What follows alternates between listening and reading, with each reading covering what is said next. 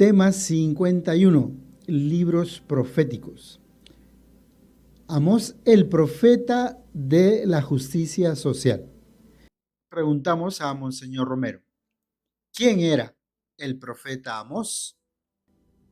El profeta, a pesar de ser un pastor del desierto de Judea, enviado contra su voluntad por el mismo Dios al reino del norte de Israel, donde bajo el imperio de Jeroboam II, una sociedad en bonanza, en paz, no sabe aprovechar este signo de la paz para adorar a Dios y agradecérselo, sino para hacer una vida muy lujosa.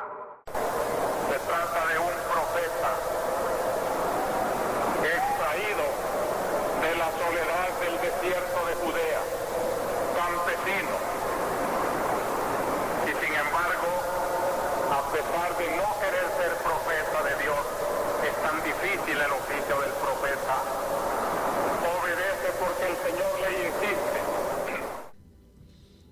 Aquí, entre líneas de lo que acabamos de escuchar, encontramos una doble confesión personal de Monseñor Romero. Por una parte, él también expresa esa difícil misión de ser profeta, ¿verdad? Pero por otra, también confiesa que a pesar de las dificultades, obedece al Señor. Monseñor Romero, a pesar de esa difícil misión de los profetas, ¿cuál es el respaldo que tiene entonces el profeta? Este es el respaldo del profeta, que detrás de él es Dios que manda a denunciar las injusticias. Por eso, hermanos, ante la dificultad de denunciar las injusticias, los profetas tenían miedo, porque la venganza es terrible, pero al mismo tiempo sentían la confianza de un Dios que los respaldaba. Yo iré contigo, les decía Dios a los profetas, porque es a mí a quien ofenden cuando ofenden y extorsionan al pobre, al necesitado, cuando lo explotan. Es Dios el que sufre, porque su amor está también ofendido. Aquí, también entre líneas, podríamos decir que Monseñor Romero confiesa el respaldo, la seguridad que siente en Dios, ¿verdad? Que Dios le apoya, y por eso su valentía a pesar de las dificultades, hasta dar la vida. Monseñor Romero, ¿cómo llama usted al profeta Amós y por qué? Como Amós, el profeta de hoy, que se le llama precisamente en el Antiguo Testamento el profeta de la justicia social, dice que lo que más le duele es porque este pueblo, con esas diferencias sociales, está siendo un antitestimonio de la alianza que ha firmado con su Dios. Por eso, la llamada doctrina social de la Iglesia tiene muy en cuenta a este profeta y trata de actualizar su pensamiento, los desafíos sociales, económicos, políticos y religiosos de hoy día. Monseñor Romero, ¿cuál fue el contexto histórico y geográfico en el que vivió Amós? Y así va al reino del norte de Israel, donde florece quizá en la cúspide de su gloria ese reino, bajo el reinado del rey Jeroboam II. Se han acallado las voces temibles de la Asiria del norte y de Egipto en el sur, y hay florecimiento, hay paz, hay tranquilidad, pero los hombres no sabemos utilizar la paz que Dios nos da, sino únicamente para el desorden. De nuevo aquí, Monseñor Romero, como hemos visto, nos ubica histórica y geográficamente el texto de la Sagrada Escritura. Hagámoslo también nosotros. Acostumbrémonos a ver en nuestras Biblias los mapas que nos ubican geográficamente. Leamos las notas que traen la Sagrada Escritura antes del libro o las notas a pie de página. Monseñor Romero, ¿cuáles fueron las características sociales en las que les tocó predicar al profeta Amós? Los tiempos tranquilos se prestan al abuso del negocio. Y allí llega el profeta en un ambiente tremendo de extorsión, en que el rico quiere acaparar todo y el pobre es cada vez más pobre y el rico cada vez más rico. Y esas características de injusticia, Monseñor Romero, también se manifestaron en la religión de aquel tiempo.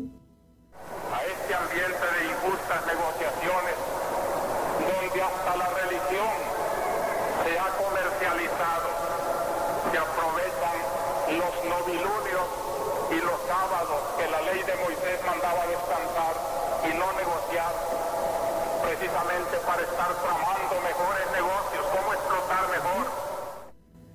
¿Cómo el profeta Amós denuncia los abusos cometidos aprovechándose de la religión? A esta gente injusta que hasta de la religión hace un trampolín para su dinero, se presenta Amós para decirles: escuchad esto, los que exprimís al pobre, despojáis a los miserables, diciendo: ¿cuándo pasará la luna nueva para vender el trigo y el sábado para ofrecer grano? ¿Por qué el profeta denuncia a estos religiosos, a estas personas con investidura religiosa? No pensaban en Dios, pensaban en lo que les produciría el trigo, el grano, pensaban en cómo explotar, como sigue diciendo el profeta: disminuís la medida, aumentáis el precio, usáis balanzas con trampas, compráis por dinero al pobre, al mísero por un par de sandalias, vendiendo hasta el salvado del trigo, hasta la broza del arroz y del trigo, hasta las cosas, diríamos, se les saca negocio. Conocemos nosotros casos de personas religiosas que también han abusado de su condición, ¿verdad? Que no piensan tanto en Dios, sino en explotar a sus seguidores. Y Monseñor Romero, ¿cuál es la gran sentencia que el profeta Amós lanza contra la actitud de las personas que negociaban con la religión? A esta actitud, el profeta recuerda una cosa: jura el Señor por su gloria que no olvidará jamás vuestras acciones. ¿Con qué lenguaje denuncia Amós las injusticias de los ricos de su época? Os acostáis en lechos de marfil, tumbados sobre las camas.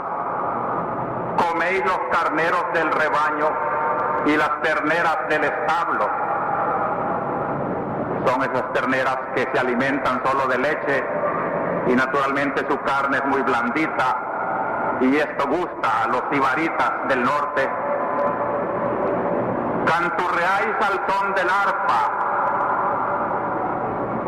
bebéis vinos generosos, os ungís con los mejores perfumes y no os doléis de los desastres de José. Como vemos, Amós, igual que los profetas del Antiguo Testamento, utiliza frases, figuras de las culturas de aquellos pueblos. Por ejemplo, hoy denuncia utilizando frases como, dice, se acostaban en lechos de marfil, comían carnes de carneros y terneras del establo, canturreaban al son del arpa, beben vinos generosos, se ungen con los mejores perfumes. Pero en contrapartida está la indiferencia frente al dolor de los pobres. Monseñor Romero, ¿a quién se refiere Amós al referirse a los desastres de José? José era la tribu que se consideraba como más pobre, más necesitada. Y los necesitados de José pues eran como la expresión de la pobreza suma, de la miseria. Mientras unos pues tienen abundancia, son insensibles. ¿De qué manera se cumplieron estas denuncias del profeta Amós? Pocos años después de estas denuncias de Amós, vino el imperio de Asiria y se cumplió esto que dice Amós en el último versículo de hoy. Por eso irán al destierro a la cabeza de los cautivos. Se acabó la orgía de los disolutos. Si no ponemos paro con nuestra voluntad humana a este abuso, será Dios el que pone paro, valiéndose muchas veces de imperios de esta tierra. Pasemos ahora a una breve pausa musical. Vamos a escuchar una interpretación de nuestro amigo Donaldo Guevara, que nos ha compuesto esta canción para el tema de hoy.